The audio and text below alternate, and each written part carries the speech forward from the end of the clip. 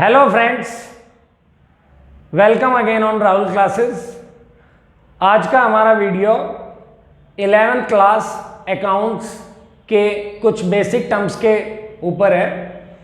आज हम अकाउंटेंसी में यूज होने वाली टर्मिनोलॉजीज के बारे में जानेंगे।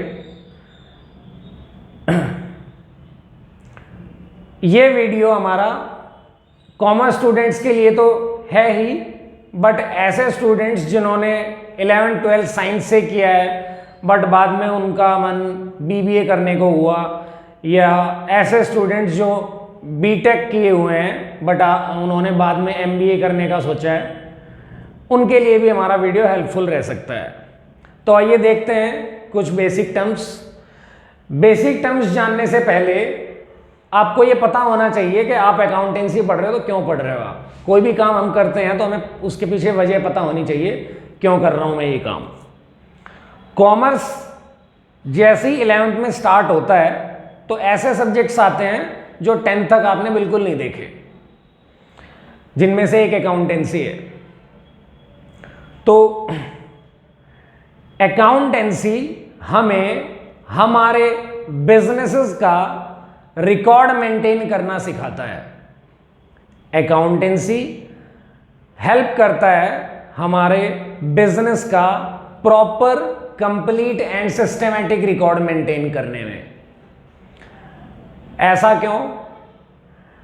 कोई भी बिजनेसमैन है वो अपनी सारी की सारी ट्रांजैक्शंस याद नहीं रख सकता। उसे कोई रजिस्टर मेंटेन करना पड़ेगा, कोई बुक्स ऑफ अकाउंट्स मेंटेन करनी पड़ेंगी जिसमें वो अपनी ट्रांजैक्शंस को, डेली के लेन देन को रिकॉर्ड करेगा। क्योंकि कोई भी ह्यूमन बीइंग सारी की सारी ट्रांजैक्शन याद नहीं रख सकता।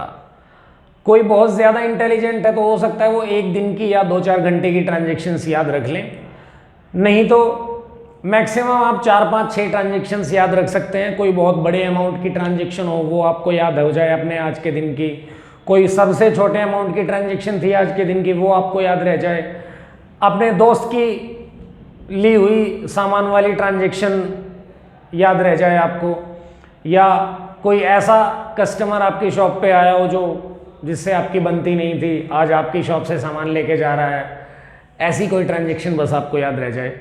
ऐसा इम्पॉसिबल है कि आप 1 महीने, 6 महीने, साल की ट्रांजैक्शन सारी की सारी याद रख लेंगे। बट इन्हीं ट्रांजैक्शंस के बेस पे हमें ये जानने की इच्छा रहती है टाइम टू टाइम कि हमारा बिजनेस लॉस में चल रहा है कि कुछ कमा रहे हैं हम। वो हम तभी कैलकुलेट कर पाएंगे, तभी एसरटेन कर पाएंगे जब हमने कोई रिकॉर्ड मेंटेन किया हो। तो अकाउंटेंसी हमारी हेल्प करता है प्रॉपर रिकॉर्ड मेंटेन करने में। कोई भी कल को हमें इंफॉर्मेशन जाननी है या किसी इंटरेस्टेड पार्टी को जो हमारे बिजनेस से लिंक करते हैं उनको हमारे बारे में कुछ जानना है तो अकाउंटिंग इंफॉर्मेशन हेल्प करती है उनका सारे इंफॉर्मेशन को कलेक्ट करने में। तो आइए देखते हैं कुछ बेसिक टर्म्स। सबसे पहले हम ले रहे हैं ट्रांजैक्शन।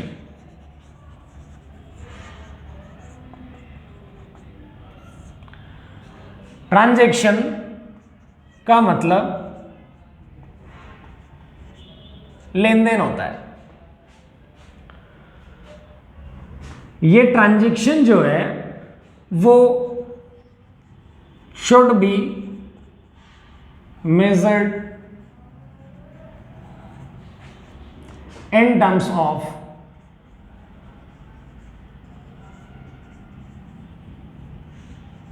मनी।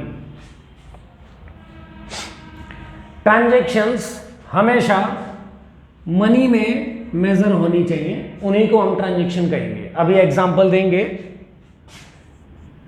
ट्रांजैक्शन जो है वो इकोनॉमिक एक्टिविटीज ही होनी चाहिए, मतलब बिजनेस एक्टिविटी से रिलेटेड होनी चाहिए, कोई समाज सेवा से रिलेटेड नहीं होनी चाहिए जो आपने अपने सेटिस्फेक्शन के लिए या सोशल वेलफेयर के लिए कर दी हो, ऐसी नहीं होनी चाहिए। तो ऐसी ट्रांजैक्शन जिनमें मनी, जिनको हम मनी में मेजर कर सकते हैं, जैसे आपने कोई मटेरियल परचेज किया, कोई भी सामान परचेज किया आपने 10,000 रुपीज का, तो आपने खरीदा है, जिससे खरीदा है उसके लिए सेल्स है। ये पैसा भी पता है हमें कि कितने रुपए का हमने लेन देन किया है। 10,000 रुपये हमने किसी से दिए होंगे, 10,000 रुपये का सामान ले लिया होगा हमने, मतलब लेन देन हुआ है। और ये लेन देन मनी में मेजर भी कर सकते हैं हम। और ये लेन देन हमारी बिजनेस एक्टिविटी से ही लिंक करता है। एग्जाम्पल लेते हैं एक और। आपने अपने फ्रेंड को एक चाटा मारा है, आपके फ्रेंड ने भी आपको एक चाटा लगा दिया है। यहां पर भी लेन देन तो हुआ है, एक थप्पड़ उसने आपको दिया है, एक थप्पड़ आपने। बट क्या ये थप्पड़ इन टर्म्स ऑफ मनी है? क्या ये लेन देन कोई बिजनेस एक्टिविटी है? नहीं, तो ये कोई ट्रांजैक्शन भी नहीं है। एक और एग्जांपल, कुछ स्टूडेंट्स को लगता है कि इन टर्म्स ऑफ मनी का मतलब ये है कि लाइन में कहीं भी रुपया लिखा दिख जाए तो हम उसे ट्रांजैक्शन मान लेंगे। फॉर एग्जांपल, आपने कोई पार्टी के साथ कॉन्ट्रैक्ट साइन किया है, 1 करोड़ रुपए का कॉन्ट्रैक्ट। ये कोई ट्रांजैक्शन नहीं है। कॉन्ट्रैक्ट साइन किया है, ना कोई सामान लिया है, ना 1 करोड़ में से 10-20 लाख एडवांस दिए हैं, कुछ नहीं किया आपने। एक पेपर पे साइन किया है बस कि 1 करोड़ रुपए के लिए हम काम करेंगे कॉन्ट्रैक्ट के लिए। तो कुछ बच्चों को लगता है कि जहां लाइन में पैसा दिख जाए वो ट्रांजैक्शन कह दी जाएगी। ऐसा कुछ नहीं है इसका मतलब इन टर्म्स ऑफ मनी का, कोई लेन देन भी होना चाहिए। तो मैं उम्मीद करता हूं कि आपको ट्रांजैक्शन का मतलब समझ में आ गया होगा। उसके बाद एक टर्म है इवेंट। इवेंट के मतलब कई होते होंगे, but accountancy point of view से इसका मीनिंग थोड़ा अलग है। कुछ बच्चों को लगता है कि इवेंट का मतलब है कि सर जो हम स्कूल में फंक्शन वगैरह करवा देते हैं वो इवेंट है। वो स्कूल का फंक्शन अकाउंटेंसी में रिकॉर्ड नहीं कर सकते ना। तो यहां पे इवेंट का मतलब होता है ट्रांजैक्शंस का रिजल्ट। ट्रांजैक्शंस के रिजल्ट को हम इवेंट का नाम देते हैं। एग्जाम्पल, सर आपने अपना पूरा साल सामान बेचने खरीदने में निकाल दिया, दुनिया भर की ट्रांजैक्शन कर दिया आपने। साल के एंड में आप अपना प्रॉफिट या लॉस कैलकुलेट करना चाहेंगे सपोज, तो या तो प्रॉफिट आ जाएगा या लॉस आ जाएगा। वो प्रॉफिट या लॉस कोई ट्रांजैक्शन नहीं थे कि आप दुकान पे से खरीद के लाए थे कि 5 लाख रुपए का प्रॉफिट दे दे भैया, वो इन ट्रांजैक्शन का ही रिजल्ट था। तो प्रॉफिट या लॉस आ जाना साल के एंड में इवेंट कहलाएगा। शायद आपको समझ में आ गया होगा इवेंट भी। आगे चलते हैं। अब नेक्स्ट टर्म हम ले रहे हैं capital.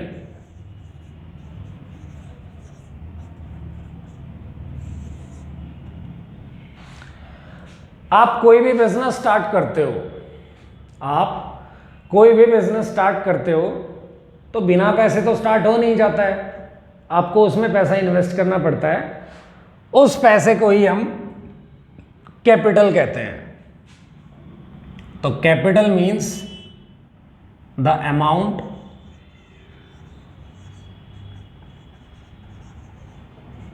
Invested by the proprietor in his business। वो पैसा जो बिजनेस के मालिक ने इन्वेस्ट किया है अपने बिजनेस में, उसे आप कैपिटल कह देते हो। अब ये जो पैसा है, ये हो सकता है आपने कहीं बाहर से बोरो करके बिजनेस में लगाया हो, तो ऐसा पैसा हमें वापस से चुकाना भी पड़ेगा। तो एक टर्म है लायबिलिटीज।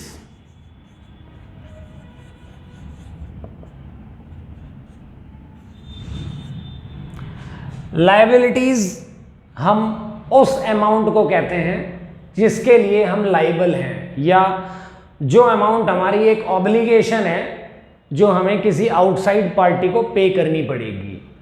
सपोज आपने पैसा बैंक लोन से उठा के ही लगाया था बिजनेस में, वो बैंक लोन कभी ना कभी आपको पे तो करना पड़ेगा, इसलिए वो बैंक लोन आपकी लायबिलिटी कहलाएगा। तो लायबिलिटी का मतलब हुआ अमाउंट पेड टू आउटसाइडर्स, उसे आप लायबिलिटी कहते हो। अब लायबिलिटीज को आप डिवाइड कर सकते हो। एक करंट लायबिलिटी होती है,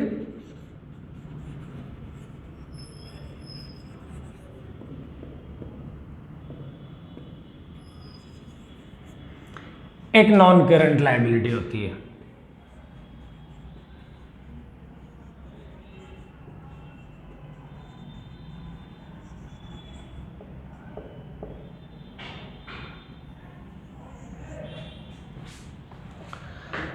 करंट लायबिलिटीज वो लायबिलिटीज होती हैं जिनकी पेमेंट हम 1 साल के अंदर अंदर ही कर देंगे, which are to be paid within 1 year. ऐसी लायबिलिटीज जिनकी पेमेंट हम 1 साल के अंदर अंदर कर देंगे। तो नॉन करंट लायबिलिटीज कौन सी हुई?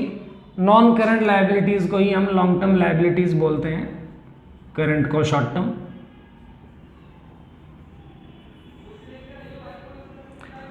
तो ये ऐसी लायबिलिटीज हैं जो जिनकी पेमेंट हम 1 साल से बाद करेंगे, मतलब जो 5, 6, 7 साल के लिए हमने रखी हुई होंगी।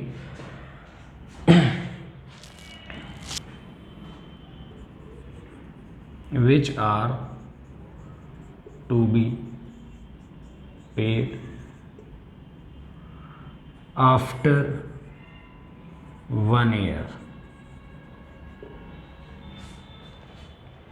सर एग्जाम्पल, तो करंट लायबिलिटी का एग्जाम्पल है क्रेडिटर्स, और लॉन्ग टर्म लायबिलिटी का एग्जाम्पल है सपोज बैंक लोन। अब बैंक लोन क्या होता है ये सबने सुना हुआ होता है, चाहे वो कॉमर्स का बैकग्राउंड का है या नहीं है, बैंक लोन के बारे में सब जानते हैं। अब सर ये क्रेडिटर क्या होता है? तो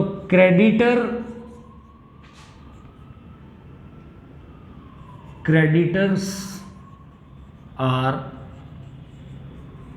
those persons from whom goods are purchased on credit।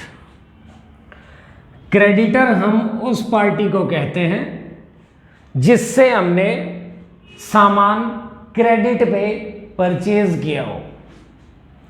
अब आपके माइंड में इसके मीनिंग के अंदर से भी एक क्वेश्चन अराइज हो गया कि सर गुड्स क्या होते हैं? तो गुड्स का मतलब होता है goods are those things in which business deals। Goods हम उस सामान को कह रहे हैं जिसमें कोई भी बिजनेस डील कर रहा है। फॉर एग्जाम्पल, मैं नमकीन बिस्किट बेचता हूं, मेरी शॉप है नमकीन बिस्किट की, तो नमकीन बिस्किट ही मेरे लिए गुड्स हुआ। अगर मैं साइकिल बेचता हूं तो साइकिल मेरे लिए गुड्स हुआ।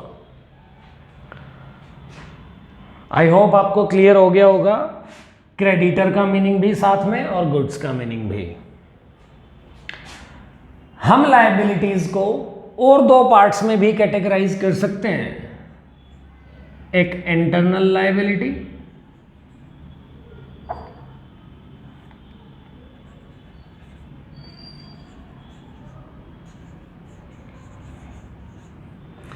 एक एक्सटर्नल लायबिलिटी।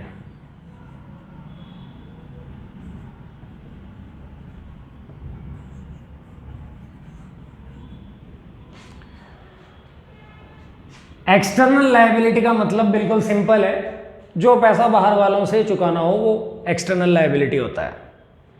अब ये इंटरनल लायबिलिटी क्या है सर?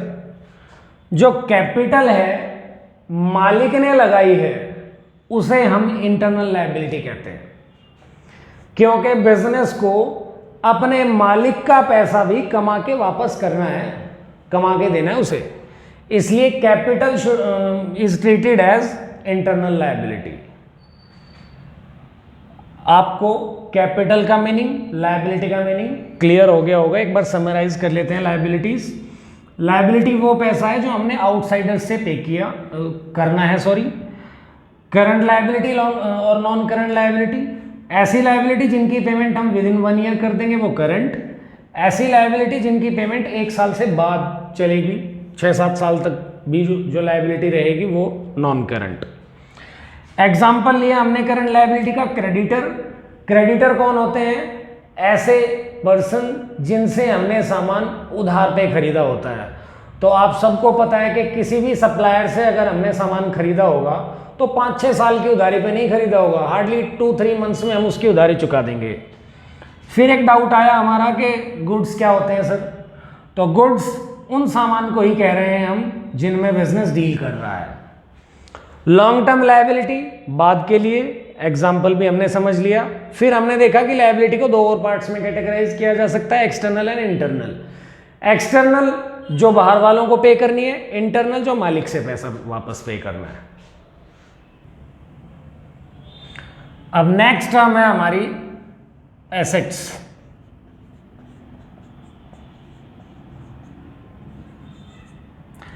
जो एक बिजनेसमैन कैपिटल लेके आया, पैसे लगाए उसने बिजनेस में, कुछ उस पैसे से खरीदेंगे ही तो सही, हम कोई प्रॉपर्टी ही तो बनाएंगे, कोई एसेट ही तो बनाएंगे। तो एसेट्स का मतलब कोई भी रिसोर्सेज है जो हमने ऑन किया है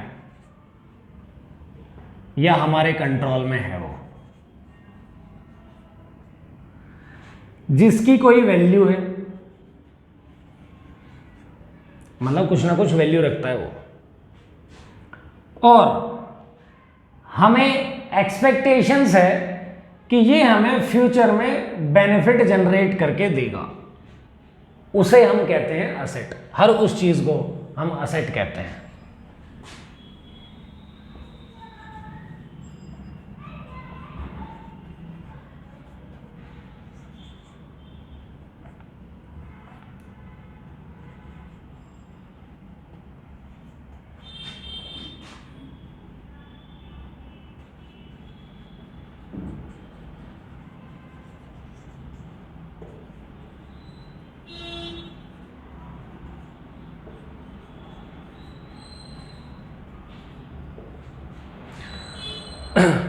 एक बार रिपीट करता हूं, एसेट का मतलब संपत्ति होता है, कोई प्रॉपर्टी, कोई भी अमाउंट ऑफ रिसोर्सेज जो हमें फ्यूचर में बेनिफिट दे, कैश में कन्वर्ट हो सके, जो हमारा हो, मतलब हमने ऑन किया हो या हमारे पास पोजीशन हो, उसका कंट्रोल हो हमारे पास, और वो कुछ वैल्यू भी रखता हो। उन सारी चीज़ों को हम एसेट्स कहते हैं। अब और डिटेल में देखते हैं एसेट्स के टाइप्स। तो पहला टाइप है एसेट का फिक्स्ड एसेट्स।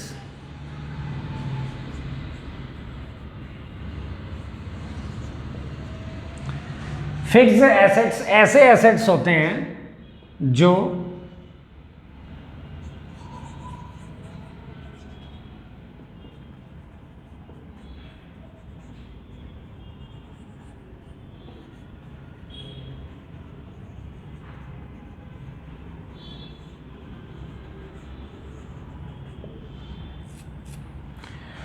जो बिजनेस में 1 साल से ज्यादा रखने के लिए परचेज किए जाते हैं,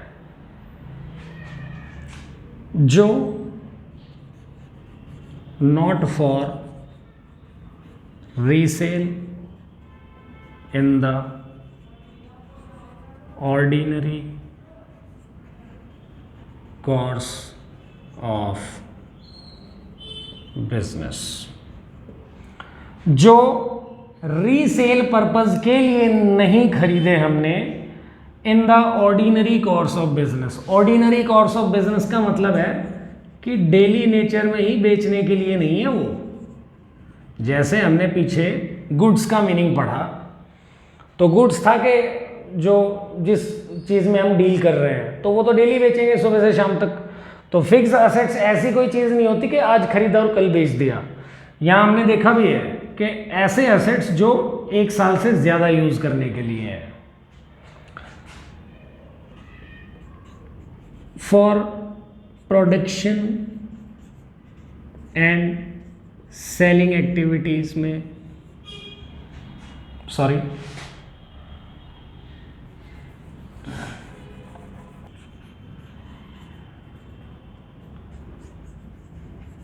for used in production and selling activities. तो सिंपल सी बात यह है कि बिजनेस एक्टिविटीज़ में यूज़ होना चाहिए वो असेट। ऐसे असेट्स को फिक्स असेट्स कहेंगे हम। सिंपल भाषा में वो असेट जो 1 साल से ज़्यादा के लिए हमने परचेज करके रखा है वो फिक्स असेट्स होता है। फॉर एग्जाम्पल,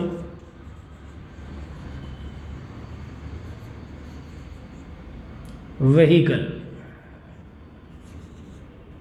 कोई गाड़ी है हमारे पास, वो हम ऐसा नहीं कि आज परचेज किया तो कल बेच देंगे। बिल्डिंग, जिस बिल्डिंग में हम बिजनेस रन कर रहे हैं अपना, वो डेली नहीं बेचेंगे। मशीनरीज, जो प्रोडक्शन में इन्वॉल्व हैं, वो भी हम डेली नहीं बेचेंगे। ऐसे असेट्स को हम फिक्स असेट्स कह रहे हैं। नेक्स्ट है current assets.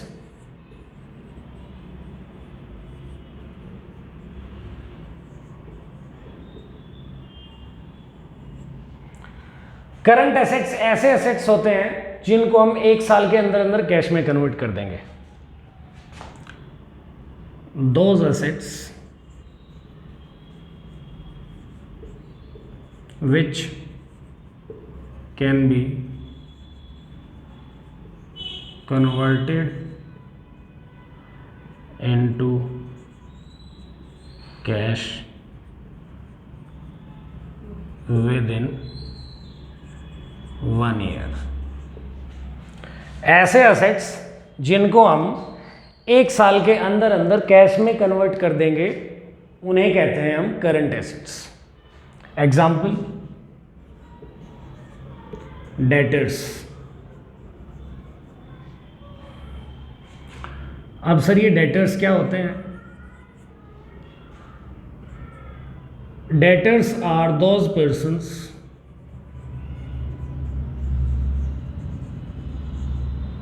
To whom goods are sold on credit. Debtors हम ऐसी पार्टी को बोलते हैं जिससे हमने उधार पे सामान खरीदा हो। अब हमने क्रेडिट पे सामान खरीदा तो ऐसा नहीं है कि 4-5 साल की उधारी देंगे हम, हार्डली 2-3 मंथ्स में हमारा पैसा वापस आ जाना चाहिए, इसलिए डेटर्स करंट एसेट्स हुआ। Third, tangible assets.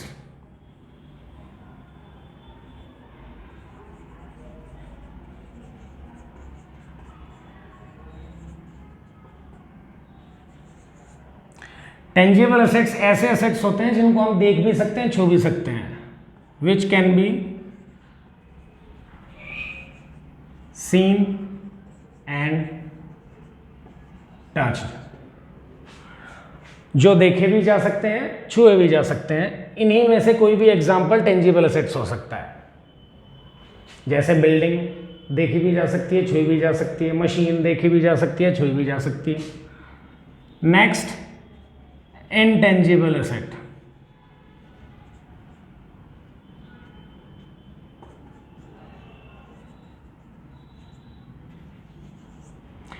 टेंजिबल का ऑपोजिट, विच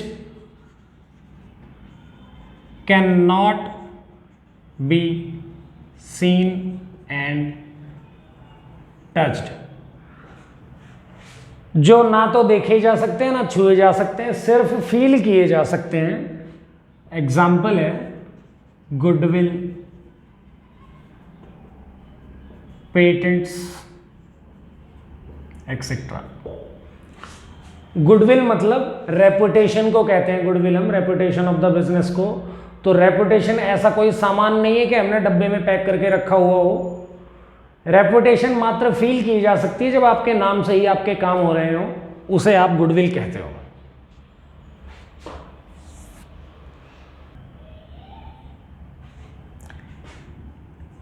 नेक्स्ट है फिक्टिशियस असेट्स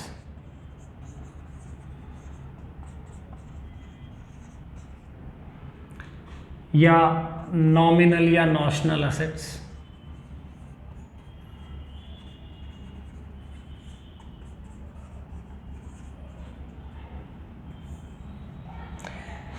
एक्चुअली में ये असेट्स हैं ही नहीं। जैसे हमने पिछले 4-5 मीनिंग पढ़े हैं, टाइप्स पढ़े हैं, sorry, fixed assets, current assets, tangible assets, intangible assets, उनको आप बेच के कैश में कन्वर्ट कर सकते हो, वो फ्यूचर में बेनिफिट जनरेट कर सकते हैं। ये जो असेट्स हैं, ये असेट साइड पड़े हुए रहते हैं जब तक ये कंप्लीटली क्लोज नहीं हो जाते, इसलिए इनको असेट्स का नाम दिया है फिक्टिशियस असेट्स, नाम मात्र असेट्स। जैसे कुछ खर्चों के एग्जाम्पल को हम यहां पे इन असेट्स के नाम में लेंगे, जैसे एडवर्टाइजमेंट एक्सपेंडिचर होता है,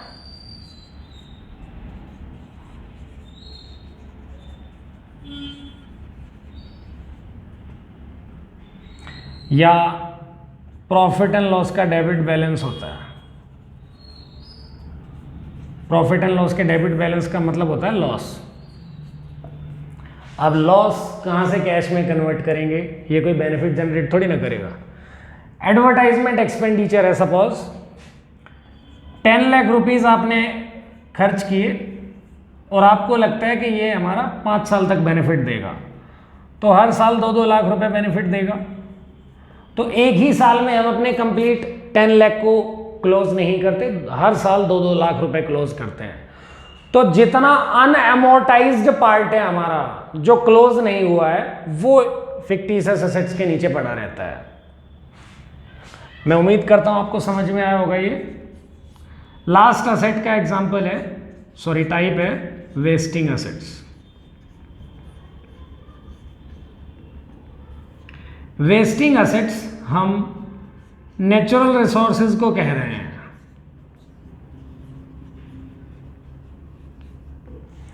वेस्टिंग एसेट्स हम नेचुरल रिसोर्सेज को कह रहे हैं जो यूज करते करते एक टाइम के बाद खत्म हो जाएंगे, उन्हें हम वेस्टिंग एसेट्स कहते हैं। तो मैं उम्मीद करता हूं आपको असेट्स कंप्लीट समझ में आया होगा। हम देख लेते हैं एक बार समराइज करके कि हमने आज क्या क्या पढ़ा है। हमने पढ़ा कि ट्रांजैक्शन क्या होती है, हमने पढ़ा वाई अकाउंट्स,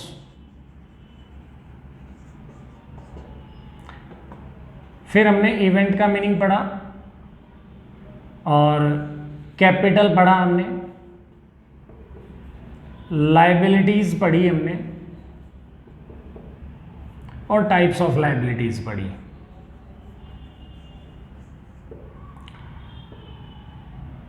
क्रेडिटर का मीनिंग पढ़ा,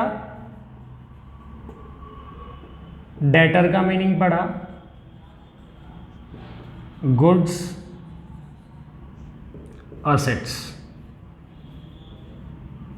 टाइप्स ऑफ असेट्स।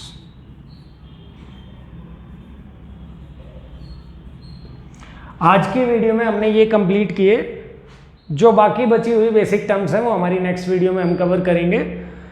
तो आपसे रिक्वेस्ट है कि अगर वीडियो आपको अच्छी लगी हो तो ज़्यादा से ज़्यादा शेयर करें।